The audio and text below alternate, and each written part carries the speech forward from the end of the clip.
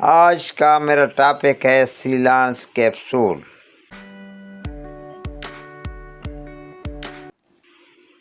इसमें जो दवा पाई जाती है उसे लेंज़ोप्राज़ोल कहते हैं।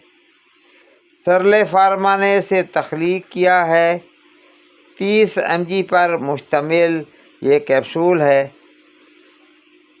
14 कैप्सूल की पैकिंग में ये दस्तयाब है। बेसिकली ये प्रोटॉन पंप इनहिबिटर्स है। बात करते हैं इसके बेनिफिट्स की।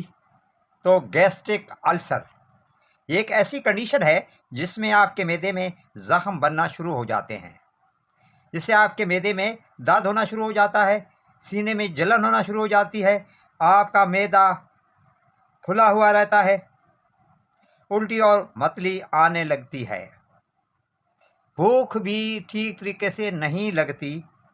तो इस कंडीशन में आप सीलांस का इस्तेमाल कर सकते हैं।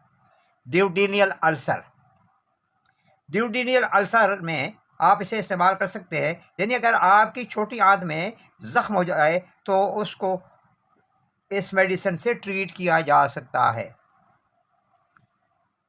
गर्ड, गैस्ट्रोएसोफेगस रिफ्लेक्स डिजीज़, जिसे मुख्तसर गर्ड कहा जाता है, इसमें भी आप सीलांस को इस्तेमाल में ला सकते हैं। ये एक ऐसी कंडीशन है जिसमें आपके मैदे में जो ग़िज़ा होती है वो आपके गले की तरफ आना शुरू हो जाती है, जिससे आपके गले में जलन हो जाती है और आपके गले में सूजन यानी स्वेलिंग होना शुरू हो जाती है। मुंह का जायका खट्टा हो जाता है और इसकी वजह से आपकी छाती में भी यानी चेस्ट में भी पेन होना शुरू हो जाता है। तो ऐसी कंडीशन में आप सीलांस को यूज़ कर सकते हैं। ज़ोलिंगर एलिसन सिंड्रोम, इसमें आप इसे इस्तेमाल कर सकते हैं। ये एक ऐसी हालत है जिसमें आपके मैदे में जो एसिड होता है वो इतना ज़्यादा बढ़ जाता है कि आपके मैदे में ज़ख्म बनने शुरू हो जाते हैं। तो इन ज़ख्मों को ठीक करने के लिए आप सीलांस कैप्सूल को इस्तेमाल में ला सकते हैं। एच पाइलोरी, इसमें भी आप सीलांस को इस्तेमाल कर सकते हैं। ये एक ऐसी इन्फेक्शन है जो हेलोबैक्टर पाइलोरी की वजह से पैदा होती है। इसमें मैदे में अल्सर बनना शुरू हो जाता है।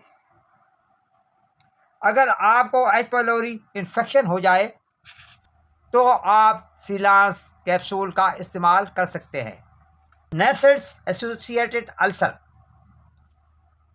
आप पेन किलर इतनी मिकदार में लेते हैं कि आपके पेट में ज़ख्म बनना शुरू हो जाते हैं, आपके मैदे में ज़ख्म बनना शुरू हो जाते हैं, आपकी अंतड़ियों में ज़ख्म बनना शुरू हो जाते हैं।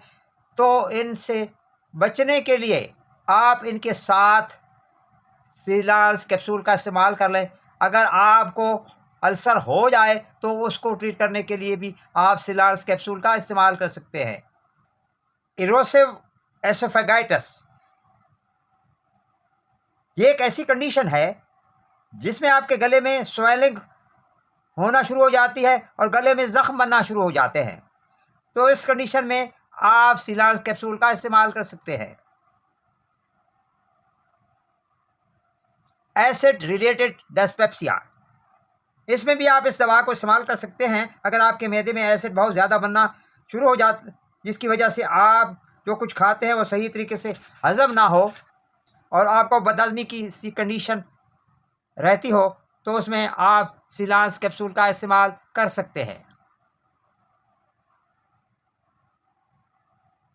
हार्ट बर्न यानी सीने की जलन, अगर आपको हार्ट बर्न की कंडीशन का सामना है तो भी आप इस कैप्सूल को इस्तेमाल कर सकते हैं।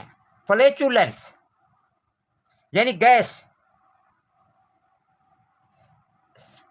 सीलांस को आप फ्लैचुलेंस यानी गैस के लिए भी इस्तेमाल कर सकते हैं। यानी अगर आपका पेट फूला हुआ है या आपके पेट में गैस ज़्यादा बनती है तो भी आप इस कैप्सूल को इस्तेमाल कर सकते हैं।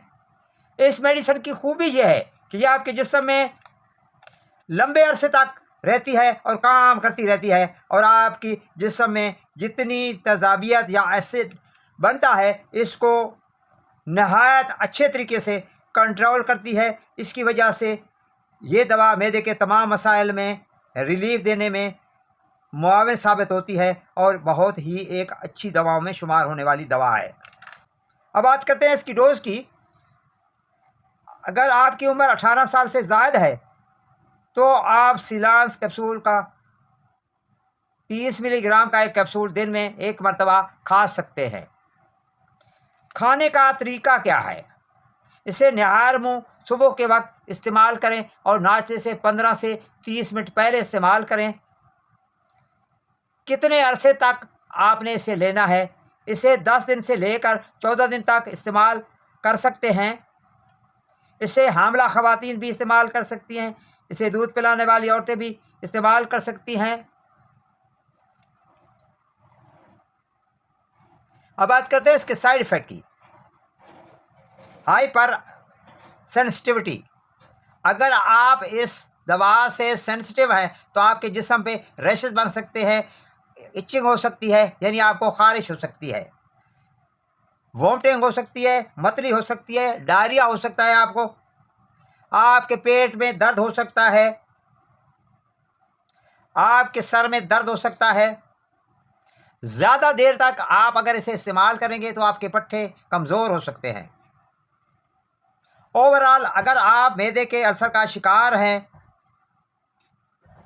आप ड्यूटेनियल अल्सर, जर्ड या ज़ोलिंगर एलिसन सिंड्रोम या एच पाइलोरी या नेसेड एसोसिएटेड अल्सर, हार्ट बर्न का शिकार हैं तो ये दवा आपके लिए ही है और आप इसे इस्तेमाल कर सकते हैं। इस्तेमाल करने से पहले अपने डॉक्टर से ज़रूर मशवरा करना है। अपने तौर पे इस दवा को कतई नहीं खाना। इसके कॉन्सिक्वेंसेस होते हैं जिससे आपको नुकसान हो सकता है।